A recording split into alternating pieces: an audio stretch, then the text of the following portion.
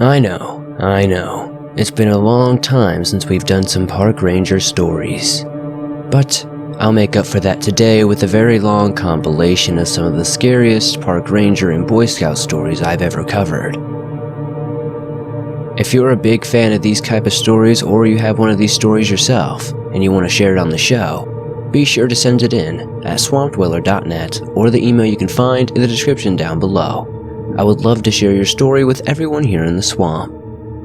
Now, let's get into over an hour of creepy Boy Scout and park ranger stories.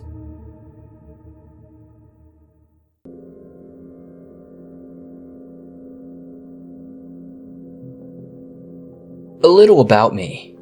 I'm a 26-year-old male who has spent a lot of time outdoors, and inevitably, I have found myself in a couple sketchy situations, usually weather, wildlife, or injury related.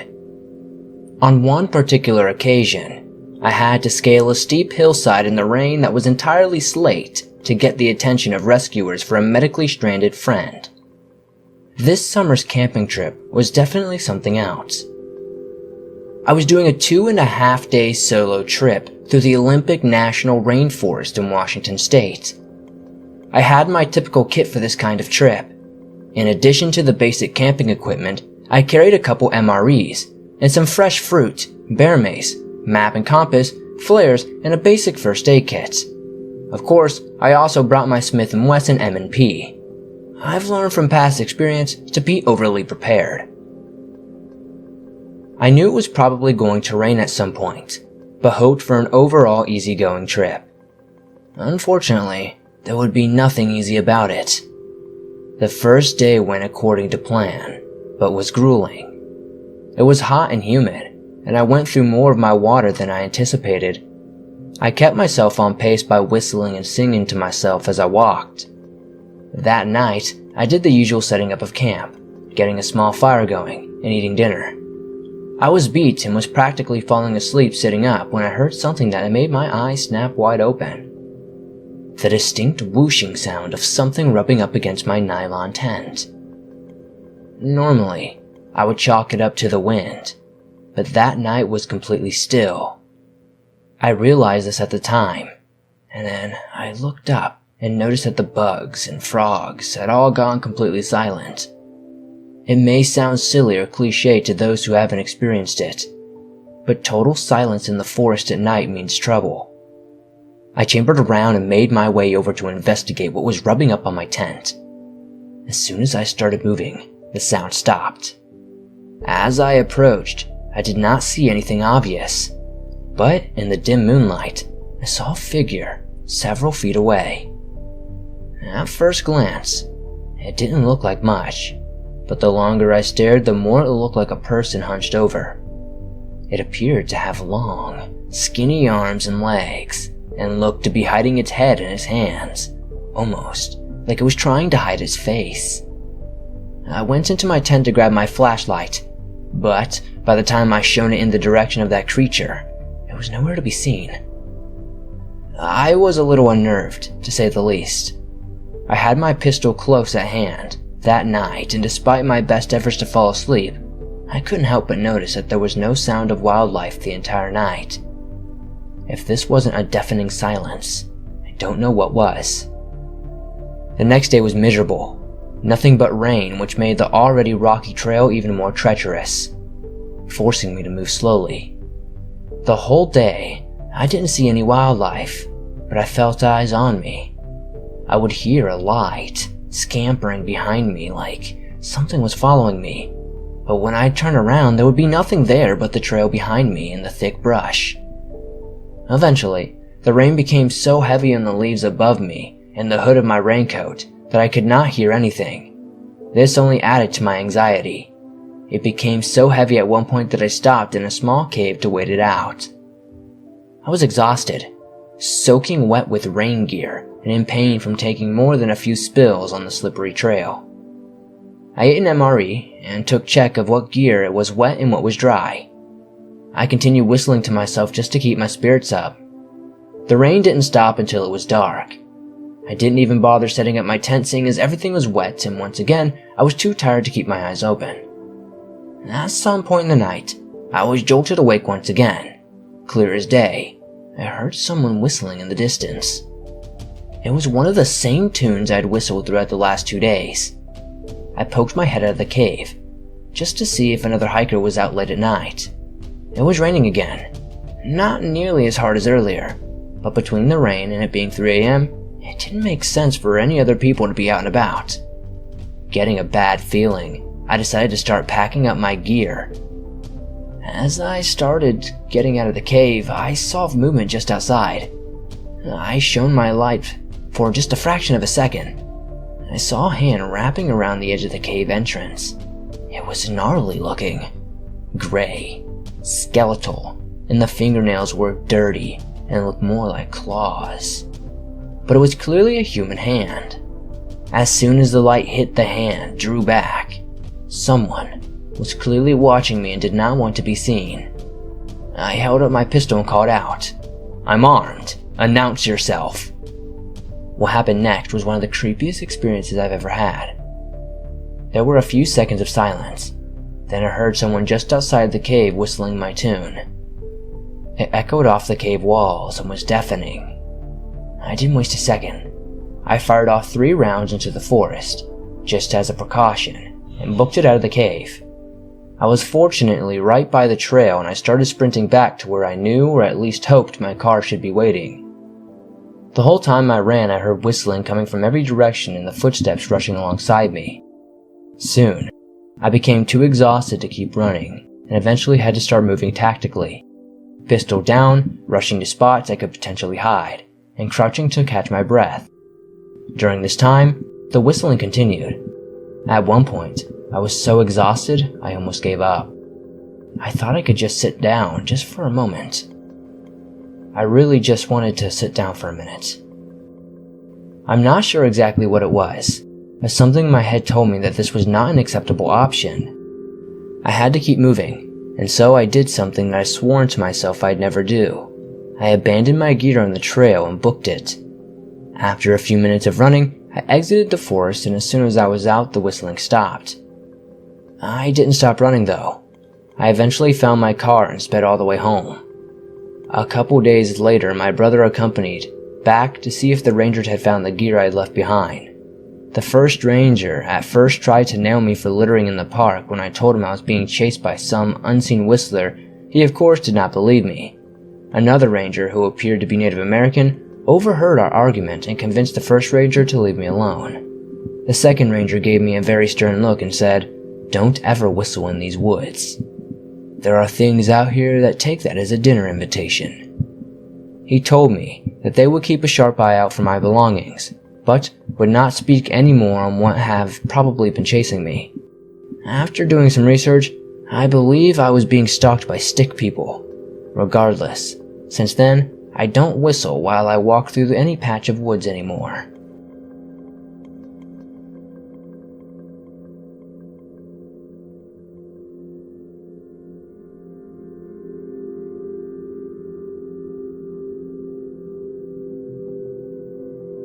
I used to be a county park ranger in Humboldt County, California, before working in maintenance at Del Norte Redwood State Park. After which I then lived in Jed Smith State Park for 3 years due to my husband working in maintenance there. Years later, I went on to become a CO State Park Ranger in North Washington, Colorado, and Tennessee. Prior to my ranger days, I worked for the concierge in Yosemite and Grand Teton National Park, where I also had terrifying moments. Truthfully, it's a wonder I'm still alive, literally. Needless to say, I have some truly terrifying stories. The final one that ended my career after working in Tennessee was definitely the worst. For now, however, I will start with the oldest one. In 1981, I was working at Universal Studios in Universal City, California. I had heard MCA, which was Universal, also owned by the concierge in Yosemite National Park, and because of my love of nature, asked and was granted to be transferred. Unbelievably, right before I arrived in Yosemite, an FBI agent had been murdered in the park and sent floating down the Merced River that runs through the park. Upon my arrival, I was assigned to share a dorm with a girl named Jennifer Thomas. And at this time, I was totally straight. I did not do drugs, I was an athlete in high school, and had zero desire for drugs or anything like that, yet walked into the middle of this huge crime ring in this beautiful park. Cocaine and every other imaginable drug was available for all the rich and famous who came to stay at the Ahwahnee Hotel. With drugs comes crime and murder, and hence why the FBI was called, since it was federal land. Apparently, there was a number of undercover agents, whom of course no one knew who they were. They were in grave danger, demonstrated by what happened to the first FBI agent found floating down the river. Not long after my arrival, my roommate Jennifer brought out a small mirror covered in white powder and asked me if I wanted to take some. I was so shocked and said no thanks and left it at that. A few days later she confronted me. She stated that she thought I was an undercover agent, which of course I adamantly denied. I knew instantly I was in grave danger, especially because the suspected head of the drug ring was no less than her brother, who also lived in the park. I called my aunt, who was a defense attorney at the time, and told her what was happening. She stated if I left federal property they would most likely kill me for sure, and thought I had better odds staying in the park. I found my friend, a national park ranger named Kerry Maxwell, and told him that I was being accused of these things. He too was in fear for my life, and confronted Jennifer and told her I was truly an innocent bystander and had nothing to do with being a cop. And from that day on, he picked me up in his ranger car and drove me 1,000 feet to go to work and back every day. Finally, I had had enough and ran from the park. Looking over my back for quite some time, so much for a peaceful, beautiful park experience, I had thought. I had also been chased by a big black bear while walking outside that chased me into the reservation office. He only stopped running once he hit the front door and was confronted by a number of people standing there who began yelling at him. That was my first terrifying experience in nature. Unfortunately, I have many more to come that I will send in to you over time.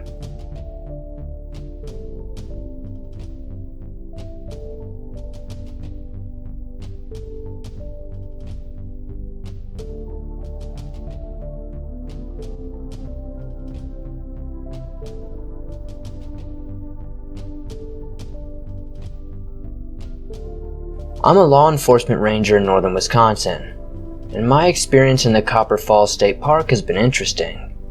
I've seen everything from drunken people running naked through the woods to teens smoking the occasional joint in the parking lot. Anyway, one night after the park had closed for the day, I drove my squad to different locations in the park to make sure no one was around as I came upon a vehicle parked on the side of the trail. I turned my emergency lights on to let the occupied vehicle know that I was there before letting dispatch know what I was doing. Soon after, I put the radio down and looked at the vehicle. I noticed the movements inside didn't look natural, and the windows were tinted a little. It was when I hit the spotlight and takedown lights that I saw it. This thing in the vehicle was looking directly at me. It was slim and pale, and I almost thought it was albino. Its eyes were glowing sort of greenish yellow and unsettled me. I radioed dispatch to send a state trooper my way. After this, I got out of my squad car and immediately unholstered my sidearm and pointed it at the creature. It looked at me, making a loud clicking sound with its mouth wide open. In its mouth, I could see tiny sharp teeth. Suddenly my radio went off. It was dispatch telling me my backup should be pulling up soon. I acknowledged them, saying 10-4, as I looked back at the creature. This thing looked as if it was distressing, almost like someone had locked it in their vehicle. I had no idea what it was, but I was not gonna let it out. Just as I was reaching the driver's side door, the state trooper pulled in. Parking next to me, the trooper, let's call this State Trooper Mark, asked me what was going on. I pointed at the vehicle and his face went pale. Immediately, he pulled his sidearm from his holster and said, "What the heck is that?" I said I didn't know and asked him what we should do about this thing. Mark replied, "I don't know," with fear in his eyes. I told him I was gonna let it out and reach for the handle of the driver's side door. I also informed Mark if it comes my way, light it up. He nodded and grabbed the handle, this time opening the door. I immediately backed up so fast I didn't have time to grab my gun. After that, we waited for the creature to flee, but it just stood there in the vehicle looking at me and Mark, clicking and making scratching sounds at the window. It then moved its head over by the driver's side where I had opened the door. Mark asked me if he should shoot it or what. I just said wait, not yet, before Mark backing up to his cruiser, where we waited for what must have been a half an hour for the creature to flee the vehicle. It just stared at us with those creepy eyes and continued making clicking noises that were so loud that I could not hear my radio. Finally, Mark said he had enough and shot in the air twice. This startled the creature, which had then prompted it to make a wailing sound like you would hear from an owl, but very high-pitched. The creature came out, then it shot quickly over to the parking lot. It did this extremely fast. Mark fired another 3 shots, but it was gone. Mark and I looked at each other and said, "What the hell?" We made a report on what happened, but we did not detail the creature. We instead said someone locked a bobcat in their car. I still work as a ranger today, but every time I stop a car at night, I'm always asking for backup.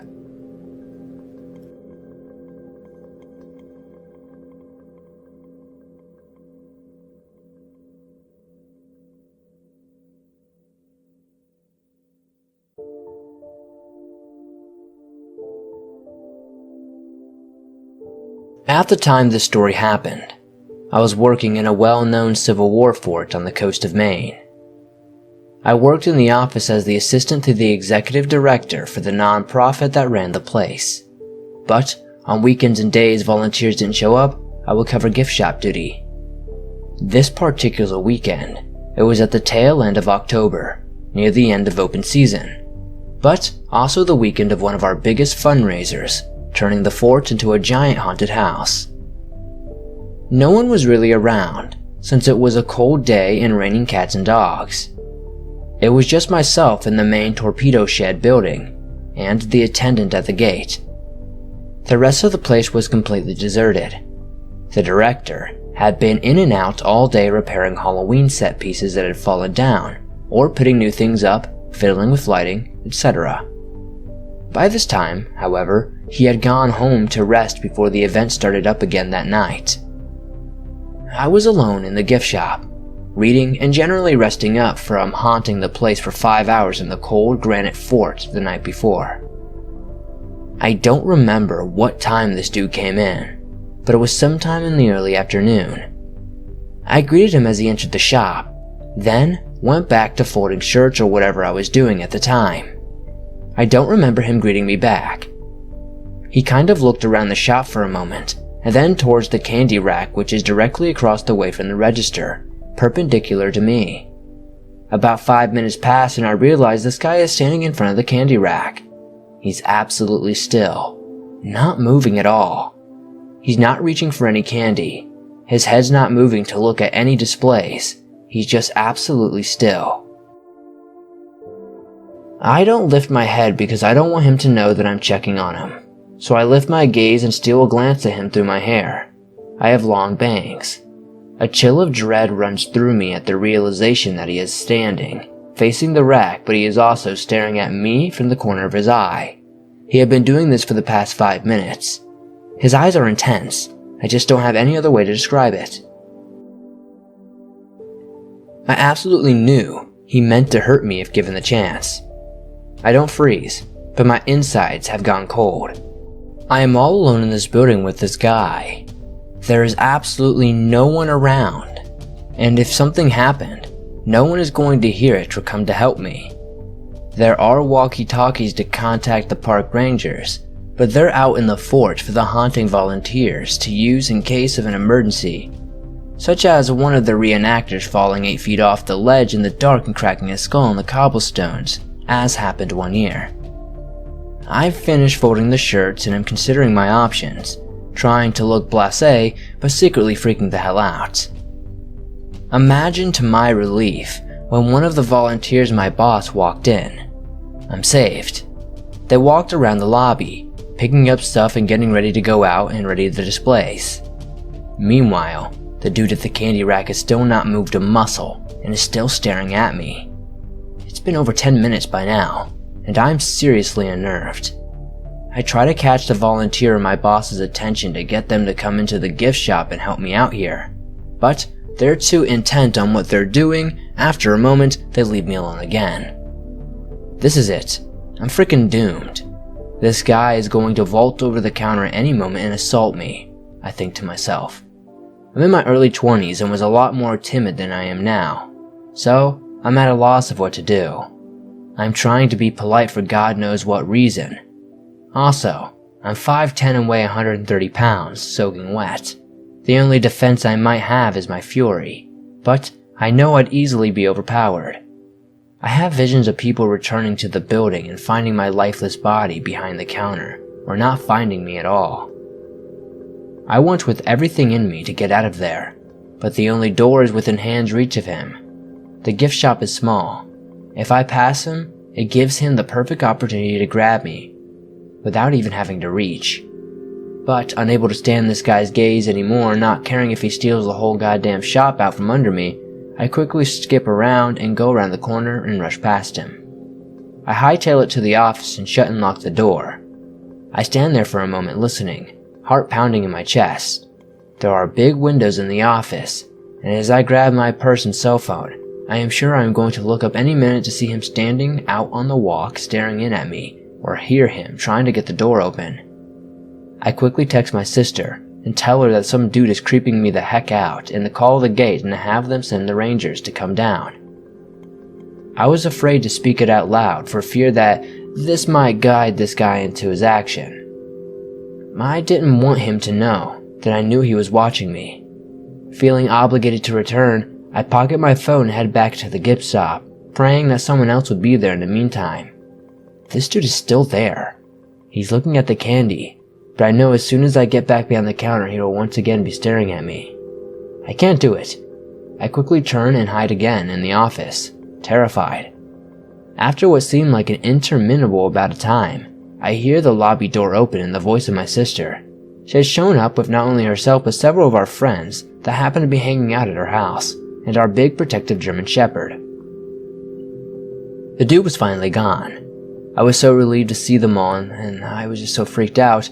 I was just hoping that the guy would not come back. When the Rangers came down, I gave the description of the dude, but they couldn't seem to find him in the park. My sister and our friends stayed with me for the rest of my shift, which wasn't long. Before my boss returned, we immediately dressed him down for not noticing my obvious distress and leaving me alone with the creep. I never did see that guy again, but I don't ever want to be in a similar situation. I've become more confident since then, and I'm sure I would have hired the dude if that would have happened again. Still, I hope it never does.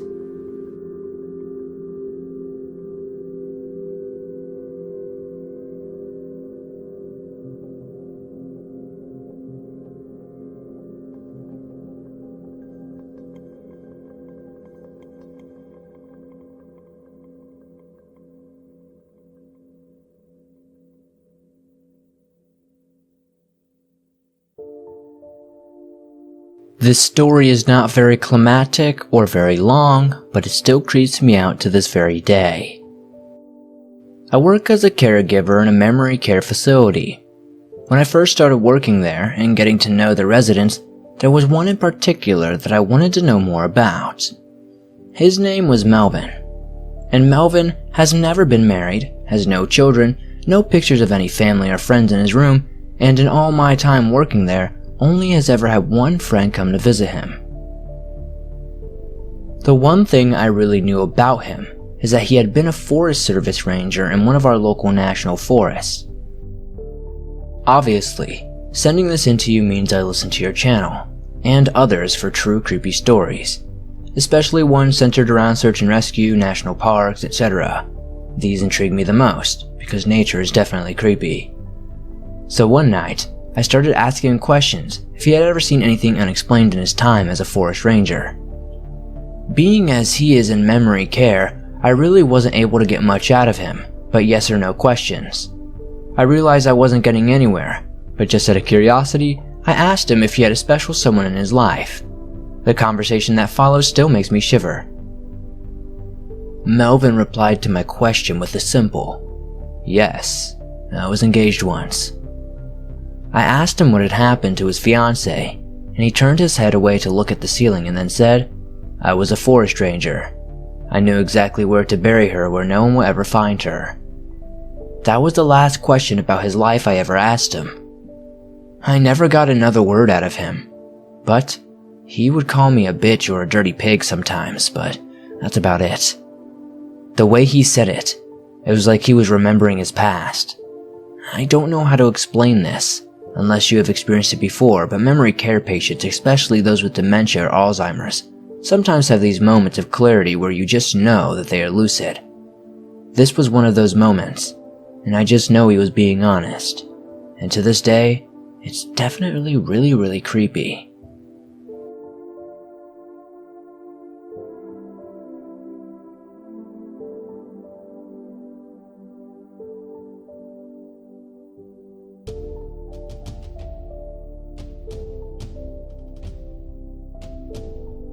I have an uncle that used to work as a park ranger somewhere in Michigan. He's gone through nights of tigers loose in campsites without a working flashlight, drunk guys drowning in rapids, and kids found dead from hypothermia cradled peacefully at the base of tall pines. But he never seemed disturbed when telling these stories. He saw it as just part of the job, which I guess I'll never really understand. He took me and my middle brother on a walk through my grandparents' woods one evening, while all the adults made dinner. The other two boys were completely occupied with a video game that was only 2-player, and so our uncle decided that he would give us other two some special attention. Especially to me, as being the only girl, I would get excluded from a lot. We walked for maybe 15 minutes before my uncle stopped dead at the swamp area in the woods, a place that we went too often to hunt for mushrooms in the summer. But right in the middle of the soggy forest fluke was a 10-foot spiral staircase that none of us could remember ever being there before. It was like someone had built a house and everything but the stairs had been swallowed up by the swamp. At the top was a very small landing where a welcome mat or carpet sat. It was completely clean and untouched from what we could tell. I looked up at my uncle, and the look in his face struck me like a cold ice pick. He was terrified, shaking like it was winter. He seemed to be transfixed on what he was looking at. His eyes were darting around the tree. It was like he was looking for something. He grabbed our hands and walked fast.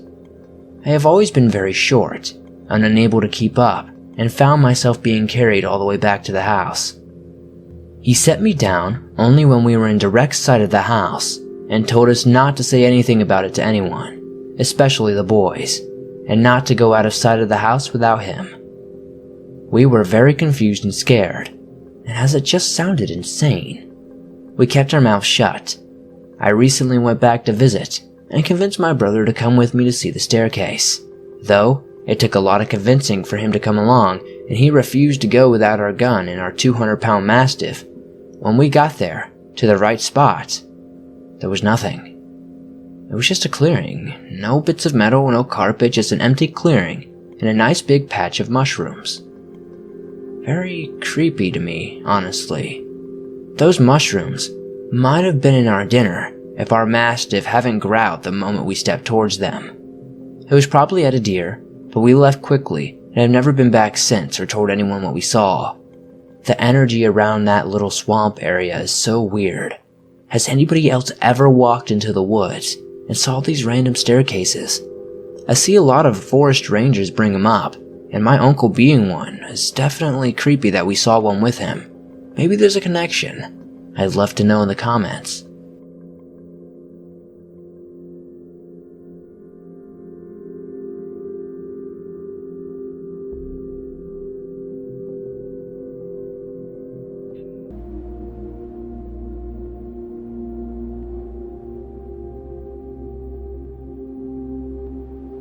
I was in the Boy Scouts back in the early 2000s with my best friend we'll call Joel. As normal troops do, We had campouts every now and again for badges and to bond with others in the troop. The thing I didn't realize was when I went on this trip, it'd be the last time I ever went camping. During the meeting for the campout, we were informed by our scoutmasters that we'd be going to a very well-known military base by the California coast. On the trip over, my friend carpooled with me, and we arrived a little later at around 9 p.m. From here, we set up our tent with help from other friends, and my older brother, who was an Eagle Scout. We went on a hike soon after, and then roasted marshmallows before our scoutmaster sent us to sleep for the night. My best friend crashed while I went to brush my teeth. A few miles away from the military base was performing artillery training, so it was pretty awesome to listen to it and talk about. Soon enough, I noticed something in the sky. It was hovering and completely silent, which was very unlike the jets that would sometimes do flybys. I also want to add, I don't believe it was a helicopter, as again, they make noise. The actual object in question was about 6 stories high in the air and was a blue spherical light. We stared at it for a good 20 seconds before it suddenly shot out of view. We were absolutely amazed by what we saw, and soon after, headed to our respective tents and headed back to sleep. The moment I got into my tent, I tried to tell Joel what I'd seen, but he just brushed it off and went back to sleep. Later that night, I was awoken by something and got out of bed. I had a bad feeling. I looked outside and saw a blue light. After a bit of struggling, I was able to wake my friend up, and he was confused and surprised by the blue light as well. While staring at the ball of light, I asked my buddy if his head hurt. He agreed that his head did hurt too, and I felt the same, and it was excruciating, but strangely bearable as well. The next thing I knew, everything went black. We awoke the next morning later than anyone else. While eating some eggs, one of the dads asked the scoutmaster what the blue light outside was after lights out. I was shocked to hear others notice this as well, but I also felt good knowing I wasn't crazy. That's when the same guy asked what was on my arm, and to my shock, I looked down and noticed 2 triangles made of 3 circles each, one facing right side up and one upside down, with a space between and a line made of 2 circles on the left side. Joel looked down and found the same on his arm. What was interesting was, the marks had little indentations. I guess that's what you would call them or something, where it looked like a needle had been placed in the middle of the marks. The marks themselves looked almost like a tattoo, but they were inflamed as something had gone into our skin. Later on, my mom saw these, freaked out, and took me to a dermatologist who claimed in 30 years of doing this job he had never seen anything like this before. Joel and his mother did the same and were just as perplexed. I remember every time I touched the marks I'd feel a burning sensation.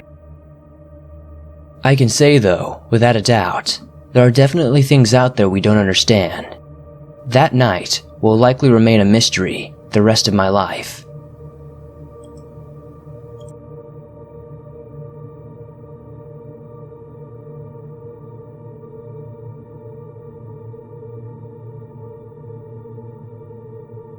My stepdad has 2 younger brothers.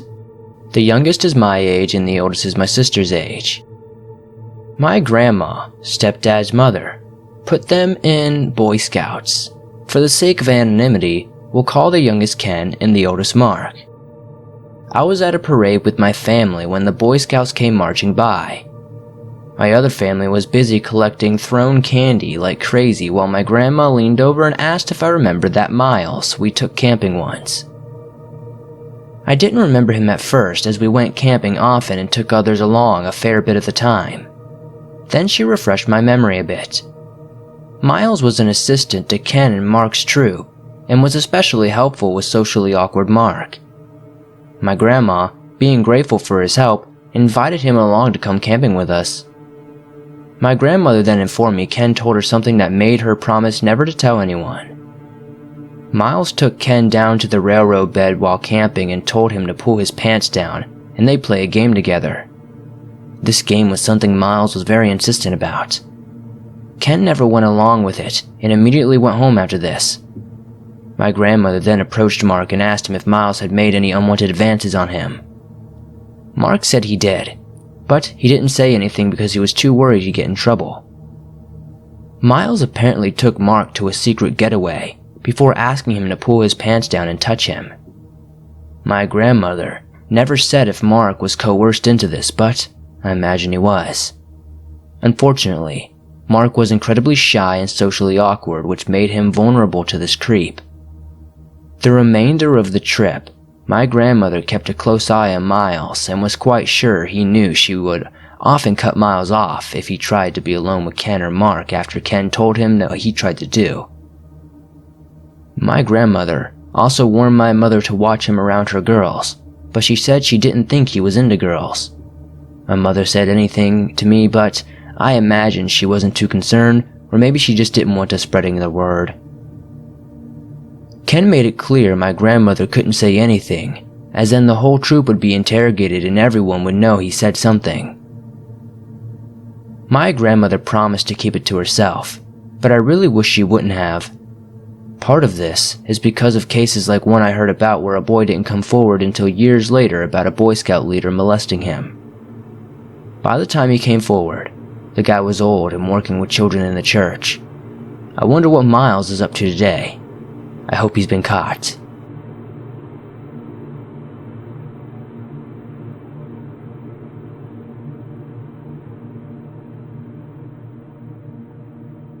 When I was 19, I was a Venture Scout, which is essentially Boy Scouts for older kids and gender mixed. I decided to go on a week-long scouting trip with a friend of mine. Unfortunately, a few days prior to the trip, my friend bailed on me. This was a pain, of course, because it meant I'd be going on a hike in the mountains with a bunch of strangers. Upon arriving at the trip, I was the only Venture Scout, and only female. At first, I thought it might be a bit awkward, and it turns out most of the Boy Scouts were rather chill and kind. Although they weren't used to camping with girls, they accepted me as one of the guys. That said, there was this one guy, Danny, who from the first day of camp wouldn't stop staring at me. I find it awkward, but assumed maybe he was awkward or socially inept with women, and so I tried to brush it off. The next day we were paired off in twos and I was paired with Danny. The guy seemed a little too excited about hiking alone with me. His eyes were a bit too wide and it made him look a bit crazed. That said, he was a small guy, and so I figured I'd be able to handle him if I got out of turn with him. The guy was only 5'7", slightly shorter than I, and had unkempt hair. Prior to setting out on the hike, he had the gall to ask if I needed any help applying sunscreen. I told him no, but he persisted on asking. He was so insistent till one of the guys called him out on it. While on the hike, he then kept probing me about my age. I told him I'm about 19 or 20, but then he'd get all creepy and tell me not to lie. He said I was too innocent to be that old. Young innocent girls are the cutest, he'd say. Next, he started asking me questions about where I live. Did I have siblings? What was my favorite color? This seemed much more innocent until he asked if I had ever heard of BDSM. I was caught off by this, and didn't like it at all. I kept dropping hints to drop the subject and pretended I didn't know what he was talking about. This is when he kept going on about it. He talked about tying up girls, hitting them and burning them. I kept my chill, I won't lie, and to say I wasn't extremely uncomfortable was definitely not the truth. Internally at this point, I was just fed up. I didn't want to show weakness, thinking he'd get off on that. All I kept thinking is, was he really continuing on with this? This is when he began complimenting me. He began saying he didn't see a lot of girls these days with such pale skin. He'd asked if I used a moisturizer while trying to touch my hand. I decided to keep my arms on my backpack straps and away from him while he decided to tell me about my pale skin and how it was the most beautiful because you can see the burn marks and bruises more clearly. I felt sick and my stomach was turning knots now.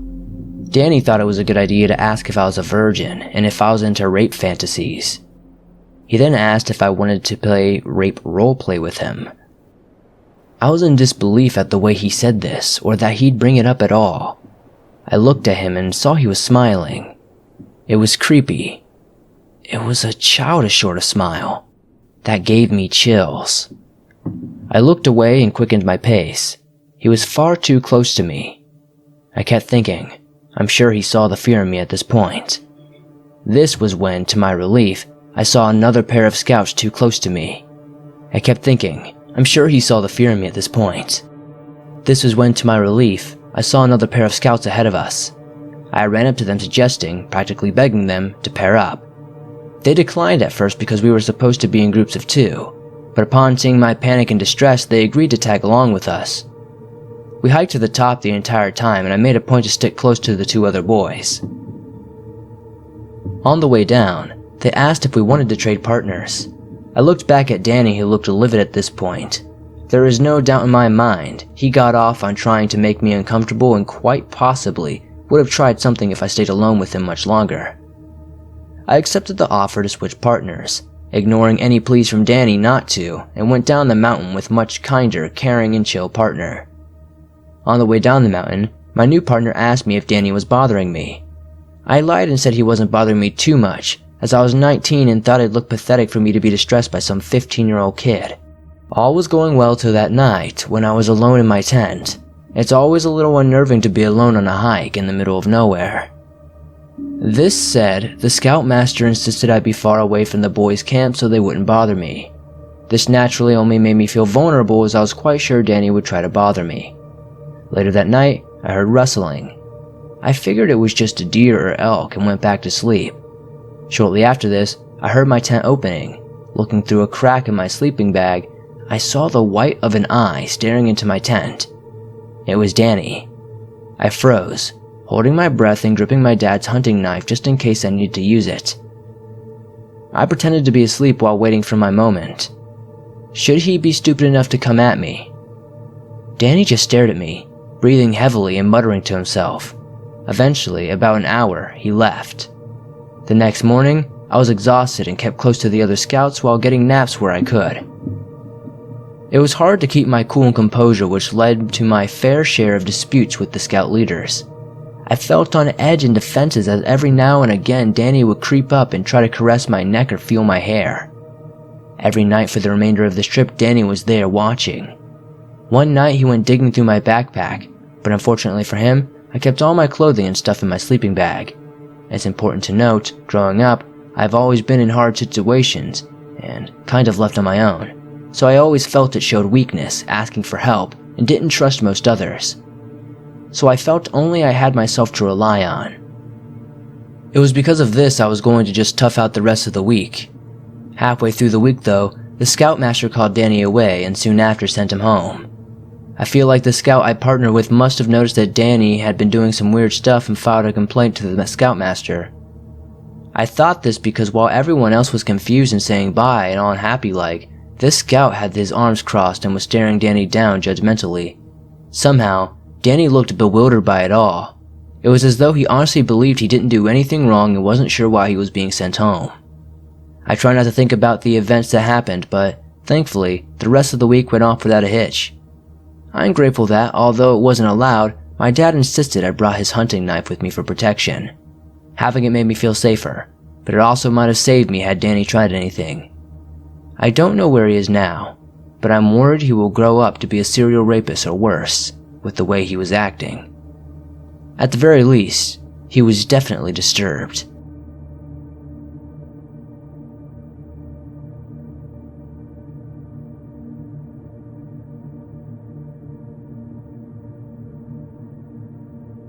So this happened a few years ago. I was 12 and it was my first year as a Boy Scout. During our summer camp, we have this thing in Belgium where we go for a big hike during 3 days, and where we have to find people willing to host us for the night. This is how it got creepy. So after a long day of walking, we arrived at this village and were about to start looking for a place to sleep. At this point we see a little old lady talking with another old guy who is there with his dog. As soon as she sees us, she tells the man, "Here they come." The man and his dogs then proceed to walk down the road and away from our group. Seeing this, our leader, he was 16 at the time, decided to ask the old lady if she could help us. She just pointed to the guy with a finger and said, "Follow him." We did, and the guy was walking in front of us, then stopped at an old barn. He opened it and told us, "It's here." He then left. The barn had one of those doors that can only be opened from the outside. We were creeped out but glad not to have to look anywhere else to stay. So we stayed there.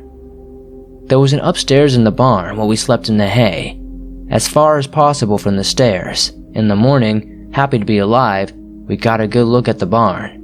We found an old sweatshirt looking like a kid's, and we saw someone that ate some of our food was downstairs.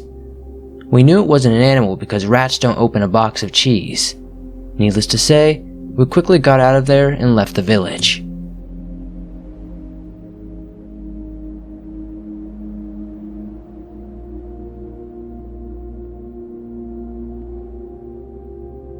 Back in 2013, I was a young middle school teenager growing up in New Hampshire. I loved the outdoors and was a member of my local Boy Scout troop. We met up for troop meetings once a week and went on camping trips once a month. We always had a great time on these trips, but on this particular trip in April, my patrol leader did not attend, and therefore, I was asked to do a lot more than I was used to. Whether it was collecting more firewood, cooking our food, and of course, staying up late for the leader's meetings that lasted until 1 a.m., it was exhausting and I had little energy when I returned to my home, just waiting to play Infamous 2 on the PlayStation 3. My sister was waiting for me to be at the house, and 10 minutes after I plopped down on the recliner to play video games, she asked me if we could go into Boston to see the big race with her and my grandmother. Despite the fact that I love big cities, and I knew we would go to the Cheesecake Factory after, being a big food lover, I refused as I was so tired from the trip. My sister got really upset and begged me to come with her, and despite the fact that I was a pushover at the time, I said no. I was too tired and didn't want to do anything. My sister didn't want to go if I didn't, and the plans were cancelled. On April 15, 2013, the Boston Marathon bombing occurred, killing 3 people and injuring hundreds. Had I not been so lazy, I could have been paralyzed or killed in those explosions, as I know my grandmother would want us to be at the finish line. Always listen to your gut. It could save your life. God bless the victims of this terrible tragedy and their families.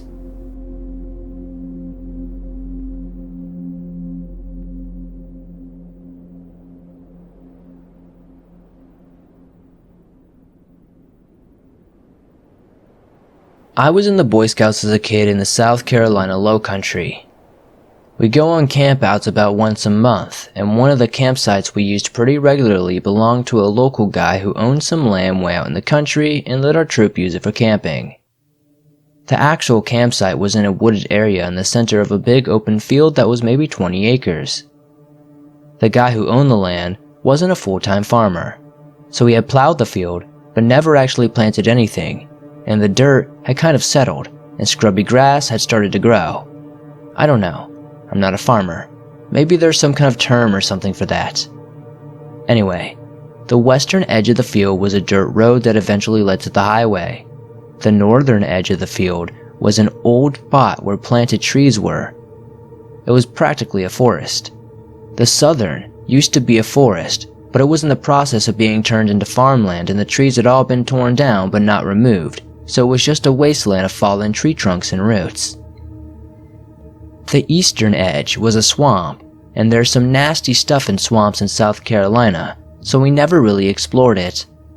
One night after the post-dinner cleanup, everyone was kind of settling down for the night, so a few friends and I decided to go for a walk. There was one lone tree out in the field about halfway between the campsite and the western edge of the big field, so we walked out and sat under it.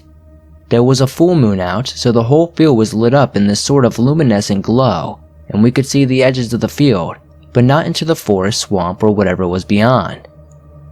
It was creepy, but kind of cool. We hung out for a while talking, and then we could see lights in our campsites across the field going out as people started going to sleep, so we decided it would be best to head back now. We got up and started walking when I heard one of my friends say, "Who's that?" We all turned to look, and there's this guy standing perfectly about 100 feet away from us. he was perfectly still, which made this so weird. We could see his silhouette pretty well thanks to the full moon, but it was too dark to make out any features on his face. I hadn't seen anyone come from the campsite, but the guy looked like an adult, so we assumed one of the 4 adults who had come on the trip was out looking for us. My friend called out to him, and then it got kind of weird. Something that looked kind of like wings slowly unfolded from the guy's head, and he still, remaining entirely still, let out this long, low growling hooting sound. Like imagine if a dog was trying to imitate an owl. We all took off running toward the campsite as fast as we could, and didn't stop until we got there.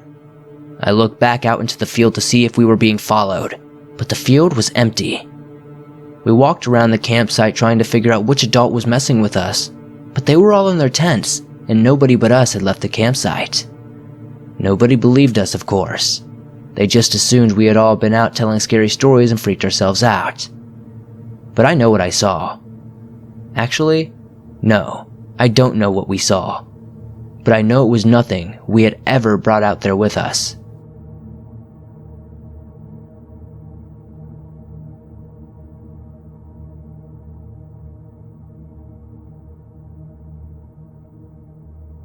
When I was 12 or 13, my Boy Scout troop was going on a camping trip to Gettysburg. We were camping outside of town, but not very far in, which is why I'm very confused to this day by what I saw. We were camping at the edge of the trees, in a field, and we were about to eat when I was asked to find the others down by the river. I went over and began calling out for the other scouts a few times, expecting them to come into view shortly. However, what I saw come into view instead was a black silhouette that looked like it was wearing a cap, a backpack, and a rifle.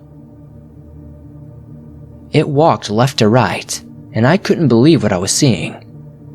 I followed the figure until it passed into the tree line and vanished. I wanted to be sure I wasn't seeing things and decided to rush toward the trail to see if maybe I could see if it was one of the kids, but there was nobody there. I continued to call out for the kids, and when I went down there, no one was around. I went around calling everyone until they turned up. I ultimately found them maybe around 100 yards to the right of where I saw the silhouette. I asked if they had been running around, but they all looked at me like I was crazy. They were sitting at the edge of the river throwing rocks in it the whole time. Later on, we learned that the area we were camping in, a battle took place during the Civil War. I've since told others about the story, but they insist I was just a kid with an overactive imagination. I know what I saw, and I'll never forget it, and I hardly think it was just me seeing things. I've read tons and tons of stories from this area about people seeing similar things, and I think with a great battle that happened there, there's no way energy is not being stored there. I would love to hear your guys' thoughts on what could be happening in Gettysburg.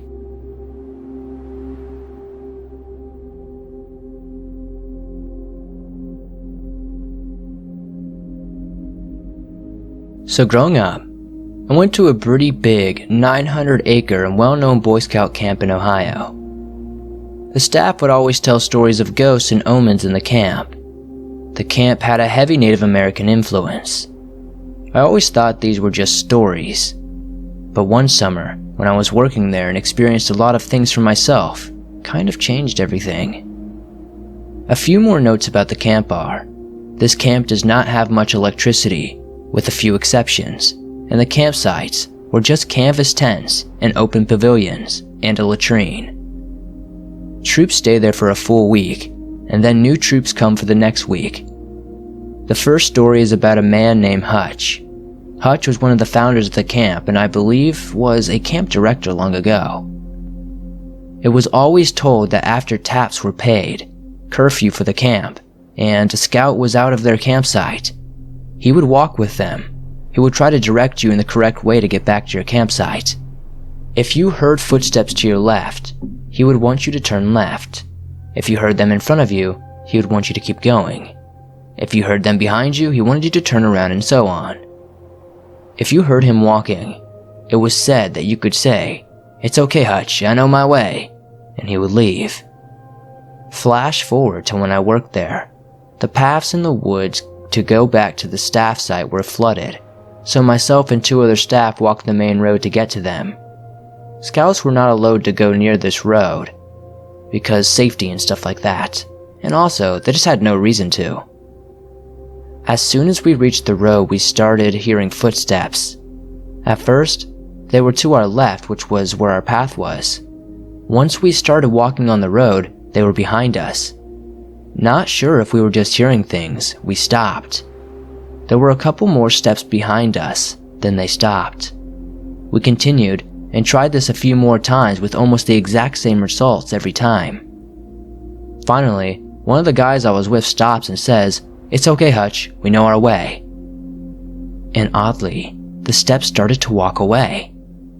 We continued on and didn't hear them for the rest of the time. The second story involves our radios.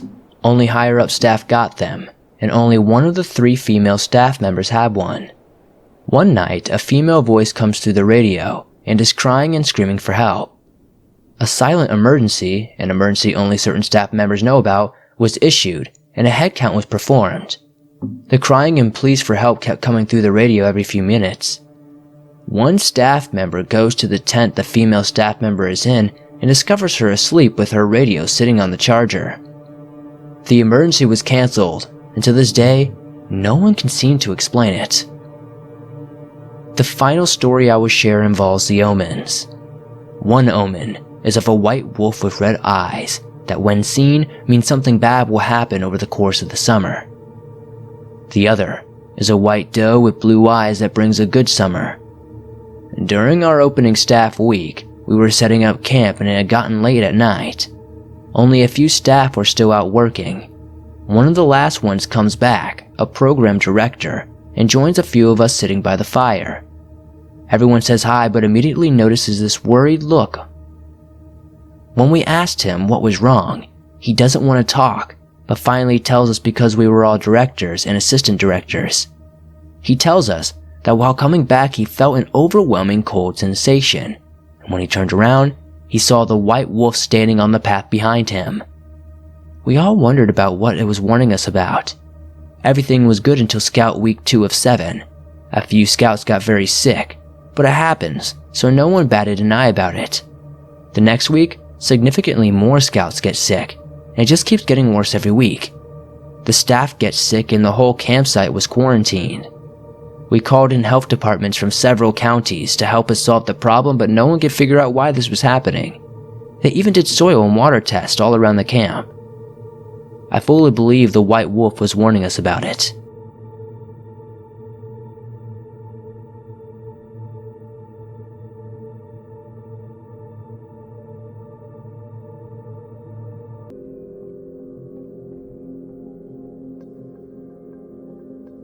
Thanks for watching this video. If you enjoyed these creepy park ranger stories, and you have one yourself, or just a scary story in general that you'd like to send into the channel, be sure to do so by sending it in to swantdweller.net or the email that you can find in the description down below. I would literally love to share your story. Literally. Anyway, if you guys enjoyed these stories, hit that like button, as it helps me out a ton. If you're new to the swamp, why not hit that subscribe button, turn on notifications to never miss another video as I upload them almost every single day, and all things natural and supernatural. Park rangers definitely have some of the creepiest jobs out there. Personally, it's kind of a dream job for me. Maybe I'll try to volunteer sometime. Comment down below letting me know what your dream job is. Is it a park ranger, or is it something cooler? I'll see you guys soon with another creepy video.